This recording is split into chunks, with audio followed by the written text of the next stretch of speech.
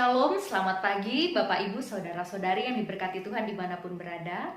Bertemu kembali dalam Ragi Renungan Pagi Jemaat GKI Banjarbaru. Hari ini Kamis 29 Oktober 2020 bersama saya Pendeta Lisa Arianti. Nas Alkitab yang menjadi dasar bagi perenungan kita pada hari ini yaitu dari Roma pasal yang kedua ayat 17 sampai 29 dengan judul perikop Hukum Taurat dan Sunat tidak menyelamatkan orang Yahudi. Saudara-saudari dapat membacanya dengan lengkap secara pribadi, dan saat ini saya akan membacakan satu ayat utama yaitu ayat yang ke-29. Dan saya memberikan tema untuk renungan kali ini yaitu jangan menjadi Kristen NATO. Sebelum kita membaca dan merenungkan firman Tuhan, mari kita berdoa.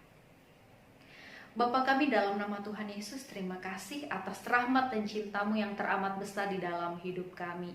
Sebentar kami hendak merenungkan firman-Mu, bukalah hati dan pikiran kami, kuasailah dengan Roh Kudus-Mu, agar kami boleh sungguh-sungguh mendengar, memahami dan melakukan firman-Mu dengan setia. Di dalam nama Tuhan Yesus kami berdoa. Amin. Roma pasal 2 ayat 29 yang berbunyi demikian. Tetapi orang Yahudi sejati ialah dia yang tidak nampak keyahudiannya, dan sunat ialah sunat di dalam hati secara rohani, bukan secara hurufiah. Maka pujian baginya datang bukan dari manusia, melainkan dari Allah. Tuhan Yesus bersabda, yang berbahagia ialah mereka yang mendengarkan firman Allah dan yang memeliharanya. Amin. Saudara-saudari yang diberkati Tuhan, manusia punya banyak cara untuk mencari keselamatan. Ada yang melakukan ritual agama, melakukan perbuatan baik, dan lain sebagainya. Dan orang-orang Yahudi sangat membanggakan hukum Taurat dalam upaya untuk memperoleh keselamatan. Wajar karena Taurat diberikan Tuhan secara khusus hanya kepada mereka. Taurat membuat mereka merasa lebih beradab dibandingkan dengan bangsa-bangsa di sekitar mereka, dan membuat mereka merasa punya posisi istimewa di hadapan Tuhan. Namun, mereka lupa bahwa memiliki Taurat tidak serta-merta membuat manusia benar di mata Allah, sebab memiliki Taurat harus disertai dengan kesetiaan untuk melakukannya. Dan mereka gagal dalam hal itu. Mereka gagal memberikan kesaksian tentang hidup benar di antara bangsa-bangsa non-Yahudi, dan mereka gagal beroleh perkenan Allah. Saudara yang terkasih, orang Yahudi juga membanggakan sunat.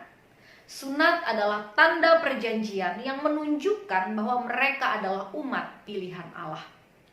Namun mereka lalai memelihara perjanjian itu dan hidup tidak sesuai dengan panggilan sebagai umat Allah.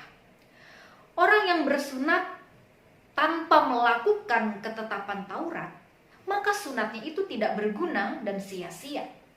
Sunat yang benar bukanlah sunat lahiriah, tetapi sunat di dalam hati. Inilah yang ditekankan oleh Rasul Paulus dalam nas pada hari ini. Artinya saudara, apa yang di dalam hati seseorang itu yang jauh lebih penting. Paulus seolah ingin menegaskan bahwa adalah lebih baik orang tidak bersunat tetapi melakukan ketentuan Taurat daripada orang yang bersunat tetapi tidak melakukan ketetapan Taurat.